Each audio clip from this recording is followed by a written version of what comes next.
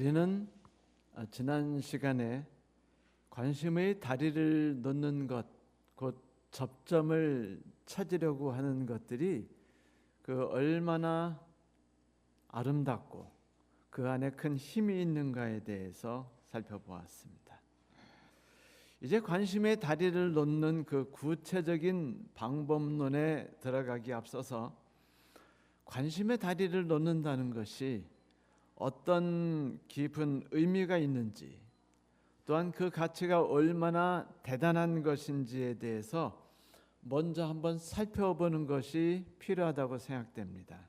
자, 성도 여러분, 관심의 다리를 놓는다는 것이 우리에게 무슨 의미이며 그것이 나의 삶 속에서 어떻게 적용되고 있는지 한번 이 시간을 통해서 함께 살펴보지 않으시렵니까? 사도 바울은 이런 말씀을 주신 바가 있죠. 즐거워하는 자들과 함께 즐거워하고 우는 자들과 함께 울라. 이 말씀은 로마서 12장 15절에 있는 말씀입니다. 이것은 바울이 공감의 능력에 대해서 매우 높이 평가를 하고 있는 증거라고 우리가 이해할 수 있죠. 아마도 바울은 공감의 능력이 천국에서 미치는 영향을 가볍게 보지 않은 듯합니다. 이 공감이라는 단어는 원래 그 그리스어로서 그 타인의 감정 혹은 그 고통에 함께한다는 뜻을 가지고 있죠. 어쩌면 성경에서 가장 강조하는 단어가 있다면 그 중에 하나는 반드시 공감이라고 저는 개인적으로 생각합니다. 우리가 이미 살펴봤듯이 우리 인간들은 관계 속에서 더욱 풍성한 삶을 즐기게 되어 있어요. 그리고 하나님을 더욱더 알고 경험하게 되죠. 그런데 현실, 우리가 살아가는 이 세상이 주관하는 법 속에서는 우리는 다른 원칙들이 우리를 움직이고 주관하고 있다는 것을 알고 있죠. 예를 들면 사촌이 밭을 사면 배가 아프다. 이건 만고불변의 진리입니다. 변할 수 없는 사실이고요. 실제 한번 사촌이 배 사셨을 때 한번 가만히 살펴보세요. 배가 아픈지 안 아픈지. 아픕니다.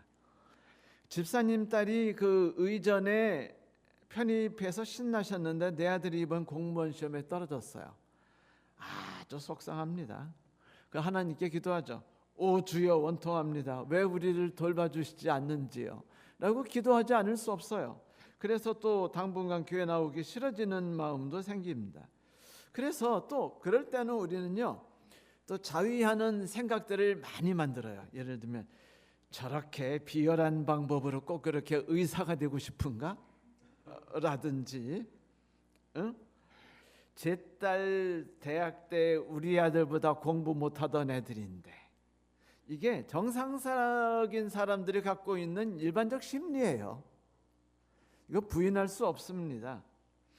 실제로 그 일본 국립방사선의학연구소의 그 다카시 하데이코 박사가 젊은이들 대상으로 실험을 해봤답니다. 먼저 동창생이 사회에서 성공해서 부러운 생활을 살아가고 있다고 상상해 보래요. 학생들이 상상합니다. 그러면 그들의 그 뇌를 이렇게 전극들을 꽂아가지고 계기들을 통해 살펴보니까 뇌의 그 전대상 피질의 활동이 매우 활발해지는 걸 발견했대요. 뇌 전대상 피질은 불안전한 감정이나 고통이 관여하는 곳이랍니다. 전 잘 몰라요. 하여튼 그렇답니다.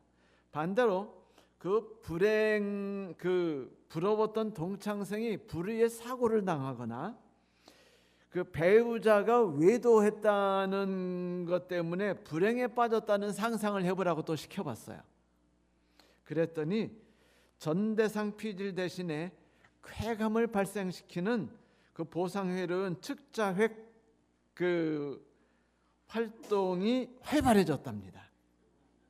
즉 남의 불행은 나의 쾌감이라는 것이 몸에서 실제로 그렇게 작동한다는 거예요. 이 세상 살아가는 모든 사람들에게 있어서. 이게 제가 알아낸 것이 아니고 정삼열이라는 어느 교회 목사님이 칼럼 중에 써 있는 말입니다. 저도 자세하게 찾아보고 싶었는데 찾아보지는 못했어요. 나중에 한번 찾아본 다음에 후기를 말씀드릴게요. 자, 우리도 모르게 이 세상에서요, 하나님과 함께하고 하나님이 이끄시는 삶을 살아가는 것이 마땅함에도 불구하고 우리는 마귀의 종이 되어서 살아가고 있습니다. 이 세상은요, 우리를 파괴해요. 이 세상은 우리의 모든 것들을 무너뜨립니다. 관계를 무너뜨리고 그로 인해서 우리 자신을 무너뜨리죠. 어쩌면 예수께서 이런 삶을 우리에게 질책하셨는지 몰라요. 이 땅에 내려오셔서 천국이 가까웠다고 그분이 선포하신 것은 이런 모든 것을 망가뜨리는 우리의 삶에서 우리를 해방시키고 자유롭게 해주시기 위함이 아닌가 싶습니다. 이분이 이 공감 능력이 없는 이 세태를 한탄하시면서 하신 말씀이 마태복음에 나오는데, 그분께서 이렇게 말씀하셨어요. 이 세대를 무엇으로 비유할까? 비유하건대 아이들이 장터에 앉아 제 동물을 불러 이르되 우리가 너희를 향하여 피리를 불어도 너희가 춤추지 않고 우리가 슬피 울어도 너희가 가슴을 치지 아니하였다 함과 같도다. 이 이야기가 무슨 얘기냐면요, 아내가 집에 돌아온 남편에게 말하기를 요즘에 가슴이 답답하고 잠이 오지 않는다고 말하면 남편이 10중 8구 뭐라고 하는 줄 아세요? 병원 갔다 왔어? 이렇게 말한답니다. 그런데 이 아내가 그 이야기를 했을 때는 내가 가정을 위해서 얼마나 관심을 많이 쏟고 있는지, 그것 때문에 얼마나 많은 고통을 당하고 있는지를 좀 들어달라는 말을 그렇게 바꿔서 말하는, 여자는 너무 복잡해요. 너무 지능적이에요. 남자들은 그런 복잡하고 지능적인 말들을 쉽게 알아듣지 못합니다. 그래서 이제 병원 갔느냐 안 갔다고 그러면 내일 당장 가. 그럼 끝난대요. 이런 무식하고 공감 능력이 없는 그런 동물 같은 말단 하초 이 존재 참 한심하죠. 이때 사람들이 느끼는 것은 뭐냐면 남편들이 아내가 지금 느끼고 있는 감정과 정서에 공감하려 하며 공감하려는 마음으로 다가가지 않는다는 거예요. 남편은 항상 뭐를 말하냐면 원인이 생겼어? 그러면 해결책을 제시하는 거예요. 그가 얼마나 아파하는지 얼마나 힘들어하는지에 대해 신경을 쓰지 않는다는 거죠. 이렇게 말하지만 그게 사실 제 삶의 대부분이라는 거 저 인정합니다. 자, 그런데 이런 삶이 우리 모든 사람들의 삶 속에 들어있기 때문에 함께 즐거워하고 함께 슬퍼하는 일들이 우리가 하지 않음을 통해서 이 세대가 무너져 가고 있고 파괴져 가고 되어가고 있다는 게 예수님의 말씀이죠. 그래서 예수님께서는 쉬지 않고 우리를 축복의 길로 들어서게 하고 회복의 길로 돌아서게 해주고 싶으셔요. 다시 말하면 다 함께 무너져가는 삶 속에서 무너져가지 않는 나를 유지하게 하고 나를 복구시켜주고 싶어 하시는 것이죠. 실제로 환경이 어렵다고 해서 사람들이 다 무너져 나가는 건 아니래요.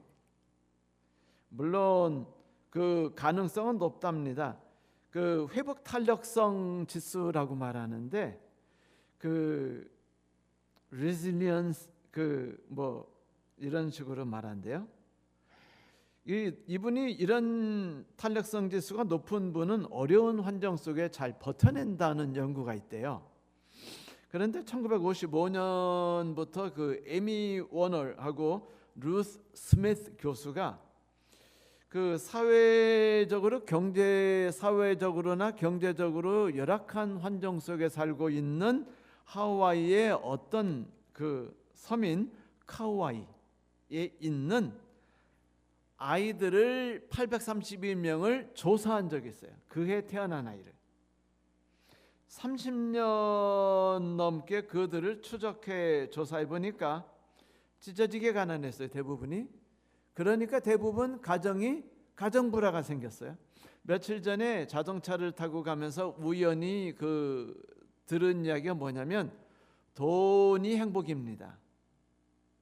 돈은 여러분을 행복하게 만듭니다 라는 말을 어떤 사람이 말하며 돈의 가치를 열심히 설파했어요.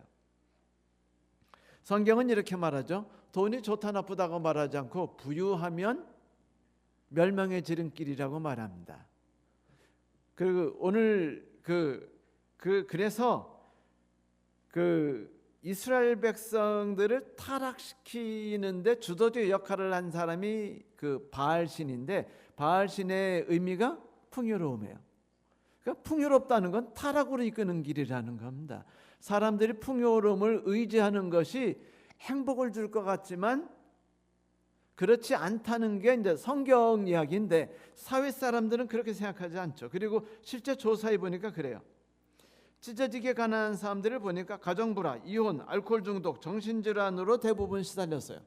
그렇게 본다면 돈이 행복을 만든다는 말이 맞아떨어지는 것처럼 느껴지죠. 3분의 2가량의 아이들이 이런 열악한 환경의 희생자가 돼서 어릴 때부터 학습 부진에 헤맸대요. 약물 중독에 빠졌답니다. 정신질환을 앓았대요. 범죄에 빠지거나 사회 부적응자가 됐답니다. 그리고 그 아이들이 18세가 됐을 때 뭐 하나 하고 조사해 봤더니 3분의 2가 전과자나 미혼모가 됐답니다. 그러니까 가난함이라는 것과 사회적으로 보호를 받지 않는 아이들이 얼마나 위험에 빠질 수 있는가에 대한 이야기죠. 그런데 이 심리학자가 살펴보니까 흥미로운 걸 발견했어요. 그 아이 중에서 201명이 아이가 고위험군이라고 불린 아이들이었는데 그 201명 중에 3분의 1인 72명은 아주 건강한 청년으로 자라난 거예요. 그러니까 그 법칙을 완전히 무시한 겁니다. 돈이 행복이라는 것, 더 나은 환경과 조건이 행복이라는 걸 다 무시할 수고 얘네들이 엄청 잘 자랐어요. 매우 밝고 긍정적이고 건강한 청년으로 자라났다는 걸 보고 신기하게 생각했습니다. 실은요, 돈 많은 집들도 보면은 3분의 2는 불행하게 삽니다. 그 보니까 10년간의 연구 끝에 발견한 사실이 뭐냐면 어려운 환경 속에서도 꿋꿋하게 건강하게 자라난 아이들은 예외 없이 특별한 상황이 있었어요. 그건 뭐냐면 그 사람 옆에 최소한 한 명이 정신적 지지자가 있었다는 겁니다. 격려해주고 위로해주고 동감해주는 사람이 반드시 한 명이 존재해야 돼요. 한 명 이상이. 그러니까 그 아이의 입장을 이해해주고 받아들여주는 어른이 있었을 때, 자신의 존재 가치를 이해받고 자기를 봐주고 사랑을 베풀어주는 사람이 있었을 때, 그것이 기대런덕이 됐다는 거예요. 돈이 기대런덕이 되는 게 아니고 그들이 기대런덕이 됐다는 겁니다. 그래서 이 아이들이 모든 역경을 이기는 내면적인 힘을 얻게 됐대요. 그래서 이런 경험을 한 아이들이 놀랍게도 회복 탄력성 지수가 매우 높았답니다. 결국은 무엇이 사람들을 주관하느냐고 했을 때 돈이 아니라 지지자였다는 것이에요. 공감해 주는 사람. 저는 이런 놀라운 일을 할 수 있고 주체자가 될 수 있는 힘이 있는 자들이 바로 우리 하나님과 이웃이라는 선물, 그리고 십계명이라는 놀라운 선물을 받은 우리 그리스도인들이라고 생각하고 그리스도인들이어야 한다고 생각합니다. 왜냐하면 우리에겐 위대한 창조주 하나님이 계시잖아요. 우리를 지지하신 하나님, 우리를 구원하신 하나님이 계시지 않습니까? 그리고 그리스도 안에서 서로에게 관심과 배려를 권장하는 교회가 우리에게 존재하지 않습니까? 비빌 언덕이에요. 그러므로 이 교회에서 자라나는 모든 어린이들과 모든 청년들은 정상적으로 회복 탄력성이 매우 높은 아이로 성장해 나가야만 하는 것이 정상적인 것이죠. 성도 여러분, 교회 안에는 무엇이 있는 줄 아십니까? 십계명이라는 특별한 언약이 존재합니다. 근데 이 십계명을 사람들이 자꾸 하늘나라 백성들이 구원받았으니까 하늘나라 시민으로 지키는 법이다라고 생각하는 착각과 오류에 빠질 수 있는데, 이것이 왜 문제가 될 수 있냐면 법이라는 일반적 개념 때문이에요. 법이라는 일반적 개념은 하나님께서 주신 십계명이라는 개념의 고상한 가치를 파괴시킵니다. 법이라는 게 뭡니까? 그거는 아주 소극적인 윤리예요. 강제성을 가진 표준이죠. 그 존재의 목적이 행복 추구권에 있습니다. 모두가 행복하도록 하기 위해서 어떤 강제적인 환경을 만들어주고자 하는 제한적 조치예요. 그래서 그 법은 법을 어긴 자에게 강제적인 억압을 줄 수 있는 집행자를 요구하죠. 그런데 이것이 어떤 제도로서 모든 사람들을 보호하는 틀이 될 수 있기도 하지만, 여러분 이거 아세요? 법은 가해자를 보호하고 피해자를 보호하지 않는다 라는 얘기 들어보셨습니까? 왜냐하면 법이 받고 있는 맹점 때문이에요.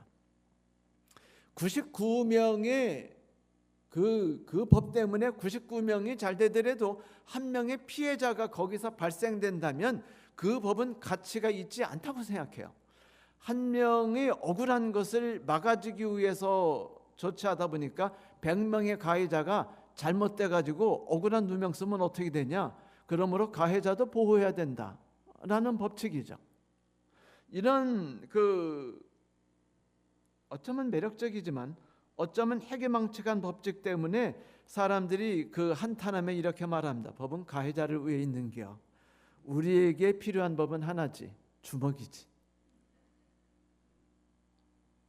그런데 십계명이 과연 이런 법인가요? 이런 윤리고 이런 도덕입니까? 아니에요. 사람들이 자꾸 십계명을 윤리고 도덕이고 법이라고 생각하고 지켜야 되고 따라야 될 법이라고 생각하는 십계명, 그런 게 아닙니다. 그 정도의 저열한 수준의 가치가 아니에요. 십계명은요, 법의 경지를 뛰어넘습니다. 십계명은 윤리와 선에 가는 지침과 도덕률 정도에 멈추지 않아요. 오히려 모든 인류에게 이 험한 세상에서 버티고 이겨낼 수 있는 생동력을 주는 힘을 제공합니다. 이게 다른 점이에요. 법은 힘을 제공하지 않지만 십계명은 힘을 제공해요. 그리고 그런 삶을 살 수 있는 적극적인 환경을 쉬지 않고 흘려보내주는 것이 십계명이죠. 왜냐하면 그 안에 하나님이 부여하신 힘이 있기 때문입니다. 좀 더 살펴볼까요? 십계명은 그 십계명을 만드신 하나님께서 계획하신 바대로 우리를 그 뜻대로 움직이게 만들어주죠. 그게 뭐죠? 하나님을 신뢰하게 하는 겁니다. 내게는 지지자가 있어 나를 옹호하고 나를 이끌어주며 끝없이 나를 사랑하고 나를 위해 당신의 생명을 아낌없이 바치신 분이 계셔.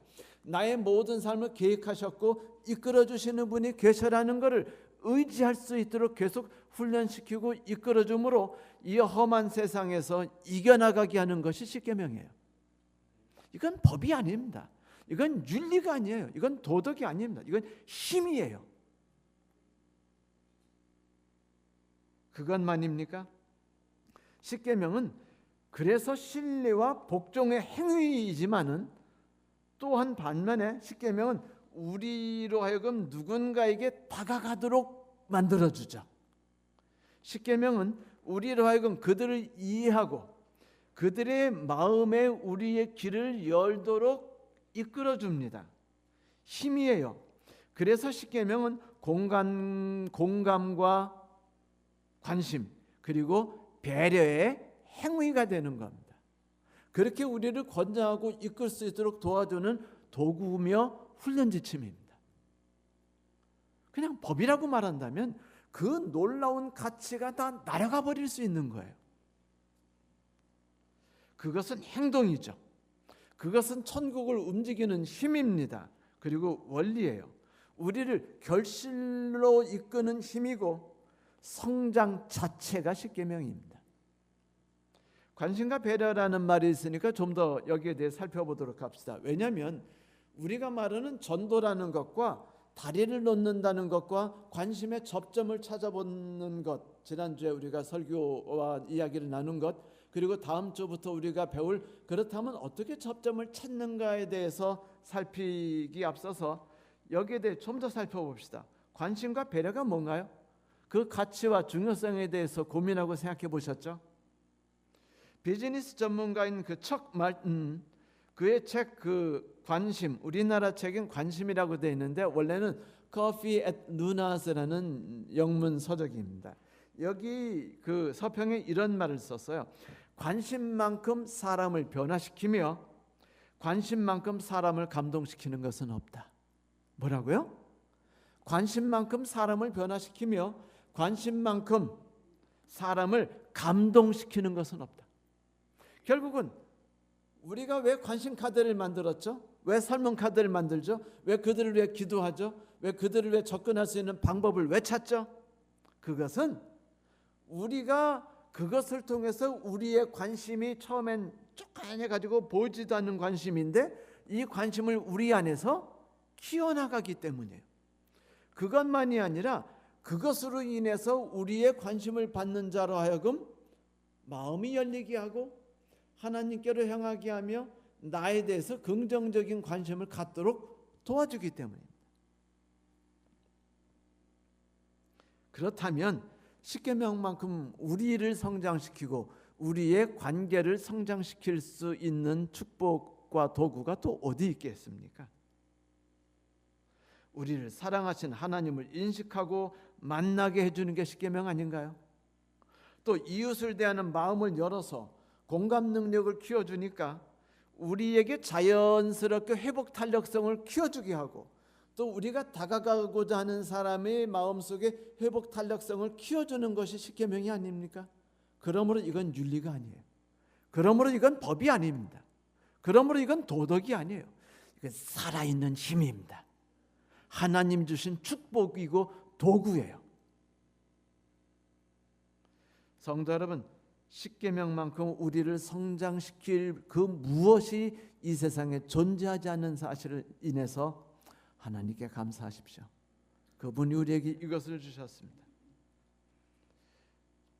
아마도 교회에서 모든 교우님과 교회를 찾아오는 모든 분들이 기대하는 것이 있다면 그것은 관심과 배려일 거예요. 진리가 아니고. 우리 교회에 들은 많은 분들이 이래요. 진리교회, 진리교회. 나는 진리 때문에 이것에 왔습니다. 전 그 소리 듣기가 아주 싫어요. 왜냐하면 진리교인들의 특징이 뭔지 아세요? 냉담하기 때문입니다. 진리는 냉담하지 말아야 돼요. 진리는 차갑지 말아야 됩니다. 근데 우리들이 주장하는 진리가 뭔지 아세요? 2300조야. 다니엘 계시록. 그리고 늦은 미성령, 일요일 휴업령 뭐 이런 게 진리예요. 이건 진리가 아닙니다. 진리는요 역동하는 힘이에요. 우리로 하여금 누구에 대해 관심을 갖게 하고 사랑하게 하고 사랑을 받게 하는 것이 하나님에게서 왔다는 것이 진리입니다. 그것을 경험하는 것이 진리의 경험이에요. 이것이 진리교회입니다. 근데 우리는 자꾸 진리교회, 진리교회라고 말해요. 안식일 교회는 이렇게 말이죠. 우리는 진리를 갖고 있어. 그런데 좀 차갑지. 그 일요일 교회는 진리가 없어. 그런데 사랑이 넘. 이거는요 처음부터 끝까지 정의가 잘못된 얘기예요. 사랑이 있다면 진리가 있는 거고 사랑이 없다면 진리는 존재하지 않는 것입니다. 저는 2300조를 부인하는 것이 아니에요. 그거는 우리가 알고 있는 하나님께 나아가도록 하는 보조적인 그냥 도움이 드릴 뿐입니다. 그러나 주류가 아니죠. 주류는 뭐예요? 십계명이에요. 주류는 하나님의 사랑을 경험하는 것이며 하나님과 이웃의 사랑을 경험하는 겁니다. 이것이 진리예요. 이것이 우리를 성장시키고 하나님을 닮아가게 만드는 것이 진리입니다. 이것이 나의 이웃으로 하여금 하나님을 만나게 해주고 회개하고 돌이켜 신앙을 갖게 한다는 것이 진리예요. 진리가 무엇입니까? 예수께서 말씀하셨죠. 진리가 너희를 자유케 하리라. 진리가 너희를 자유케 하려니까 2300자 배워서 자유롭게 된다고 생각하는데 아닙니다. 진리가 너희를 자유케 한다고 말씀하셨을 때는 예수께서 뭘 말씀하신 거냐면 너희들이 한번 진정한 신앙을 경험해 보라는 거예요. 천국을 맛봐 보라는 것입니다. 하나님의 역동하신 힘을 체험해 보라는 것이에요. 그것이 바로 자유, 관심과 배려입니다.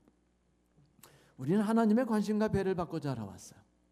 우리는 이 교회에서 관심과 배려를 서로에게 나눠주는 삶으로 살아가야만 합니다.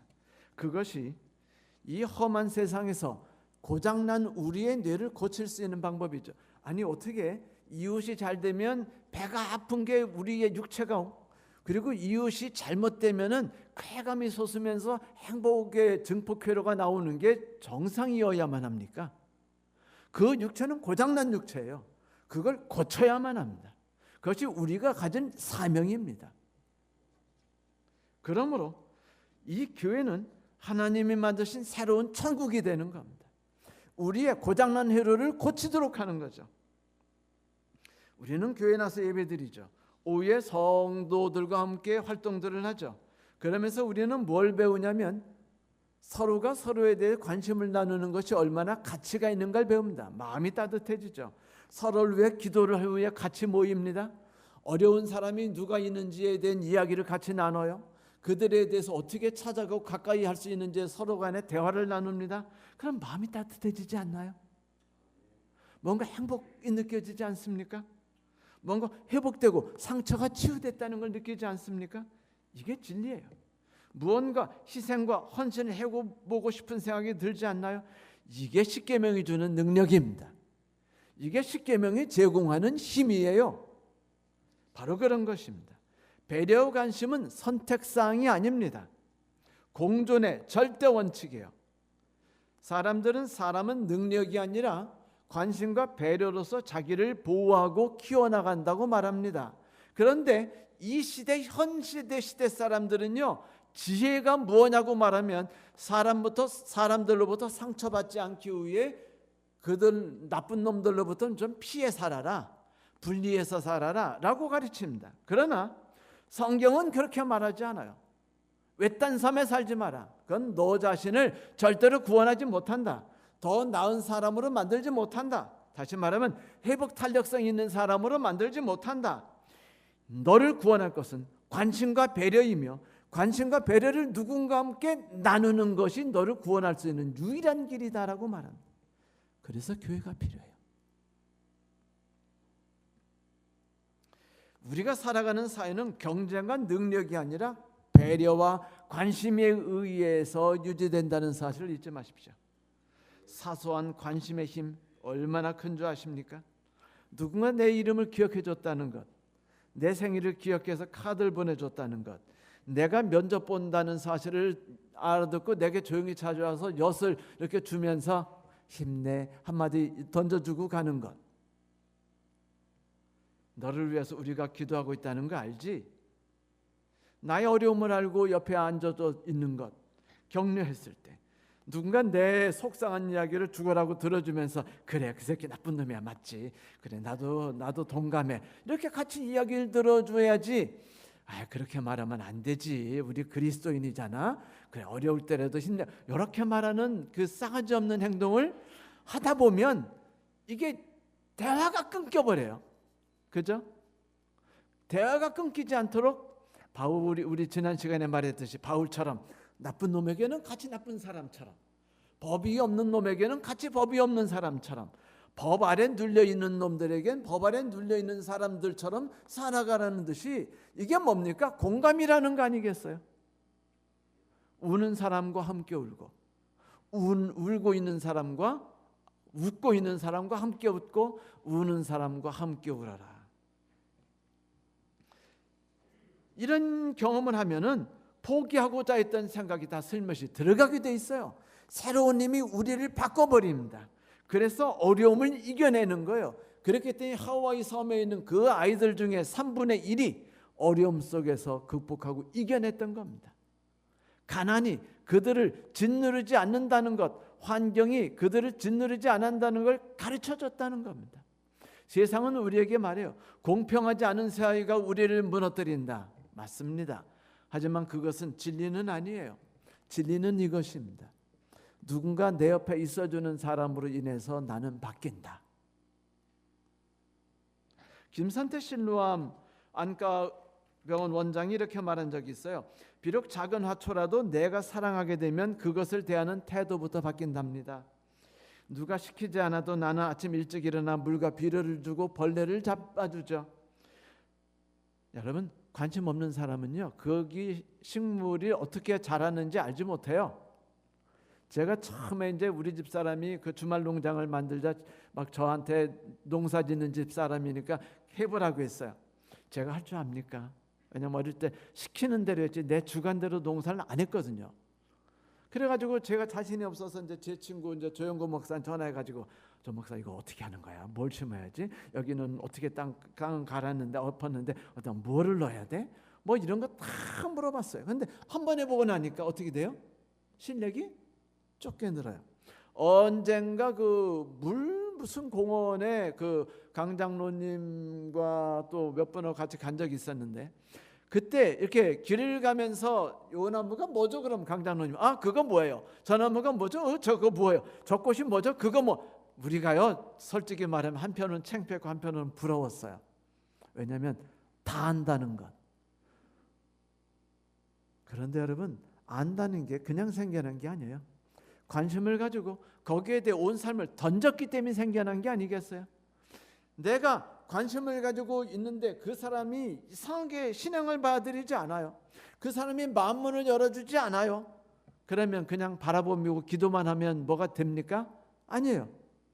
관심과 배려를 할 수 있도록 접점을 만들려고 애쓰고 한 번 해보고 두 번 해보고 이 방법을 써보고 저 방법을 써보고 그의 아픔에 대해서 마음을 열어서 들어보려고 하고 그 얘기를 들으면서 그래 나쁜 놈이야 나쁜 놈이라고 하면서 아주 그런 놈이 없었으면 좋겠어라고 같이 맞장구도 쳐주고 이렇게 해야 뭔가 우리가 가까이 갈 수 있는 거 아니에요? 자식을 항상 염려하는 어머니는 또 어떤가? 아들의 창백한 얼굴과 적은 식사량에도 건강의 이상 여부를 정확히 파악해낸다. 관심이 있기 때문이라는 겁니다. 사랑이 깊으면 깊을수록 관심도 커지는 것이다. 그리고 관심은 사람의 운명도 바꾼다. 헬렌 켈러는 세 가지 핸디캡을 갖고 태어났다. 들을 수 없는 귀, 볼 수 없는 눈, 말할 수 없는 입. 그녀는 세상의 법칙을 보면 버려진 존재였다. 하지만 어머니와 설리반 선생의 뜨거운 관심과 배려는 그녀의 인생을 혁명적으로 바꿨다. 작은 관심과 배려가 21세기의 가장 불행한 사람을 21세기의 가장 행복한 사람으로 바꿔놓은 것이다. 멋진 말 아닌가요? 성도 여러분, 관심, 그것은 사람의 마음을 활기차게 만들고 긍정적으로 만드는 좋은 힘을 갖고 있다는 사실 잘 아시죠? 관심은 마음을 꽉 닫고 있는 우리의 전도 대상, 귀한 영혼, 내 사랑하는 남편, 내 사랑하는 아들, 내 사랑하는 딸, 조카, 부모님에게 내가 접근할 수 있고 그들의 마음을 열게 할 수 있는 가장 큰 힘이고 가장 유일한 열쇠입니다. 이 세상 누구든지 그 법칙에서 피해낼 수 없어요. 하나님조차 천사조차도 신태균 목사조차도 그 본능에서 피할 수 없습니다. 관심은 우리가 살아가는 데 있어서 최고의 밥이고 최고의 반찬입니다. 그래서 관심과 배려는 그것을 주고받는 사람을 행복하게 만들어주죠. 그들의 미래에 밝은 빛을 던져주게 되어 있어요. 성도 여러분, 그런 축복이 우리의 모든 성도의 것이 되기를 원치 않습니까? 그래서 우리가 관계중심 전도를 함께 시작한 거예요. 지금 여러 개월 됐죠. 한 5개월 동안 우리가 지금 이 이야기만 나누고 있죠. 자, 일의 결국을 다 들었으니 라는 전도자의 말대로 성도 여러분, 이제 우리가 해야 할 일이 뭔지 이제 뭔가 윤곽이 떠오르지 않습니까? 한번 해보세요. 관심을 베푸는 겁니다. 상대방에게 좀 더 가까이 나갈 수 있도록 관심을 베푸는 법과 배려하는 법을 하나씩 연습해 보세요. 실행해 보세요. 이걸 연습하고 실행하지 않은 채 사랑이 커가지 않는다고 염려하지 마시고, 왜 제가 왜 신앙을 받아들이지 않는지 이해가 가지 않는다고 말씀하지 마세요. 원인은 나에게 있습니다. 먼저 그리스도인인 내가 그 아름다운 덕이 무엇인지를 보여주지 못했기 때문이며 그의 마음을 열어주지 못했기 때문이죠. 하세요. 기도하세요. 능력이 없으면 기도하세요. 하나님께 엎어지세요. 울으십시오. 울어야 할 일이 아닙니까? 내 아들이 대학에 떨어졌다고 울지 마시고 내 아들이 하나님을 만나지 못한 것 때문에 마음을 찢으면서 우십시오. 방법, 하우석진은 이렇게 말했어요. 가까운 사람들의 행동을 관찰하라. 가까운 사람들의 의견을 경청하라. 무슨 얘기입니까? 공감하라는 거예요. 십계명이 가르치는 가장 중요한 원리입니다. 공감. 이 말이 의미하는 바가 뭡니까?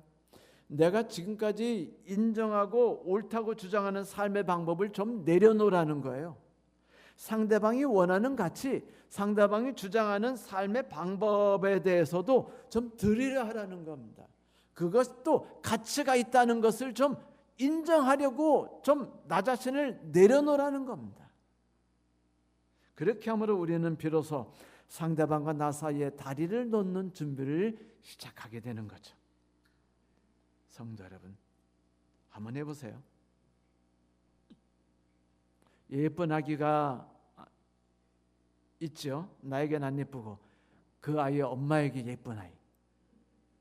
우리는 그 아이에게 지나가면서 아이가 예쁘네요 라고 말하면 그 엄마는 반드시 내 얼굴을 꼭 쳐다보게 되어 있습니다. 어느 날 저녁 유등이를 데리고 홈플러스에 갔죠. 집사람은 이제 홈플러스 데려가서 이제 뭘 하고, 저는 강아지를 데리고 홈플러스 못 들어가기 때문에 2층 복도에서 왔다 갔다 했습니다. 옛날에 한번 여러분에게 들려준 적 있죠. 집사람이 음식을 사는 동안 저는 이제 유등이가 있었는데 갑자기 어떤 젊은 새댁인 아가씨인 줄 알았어요.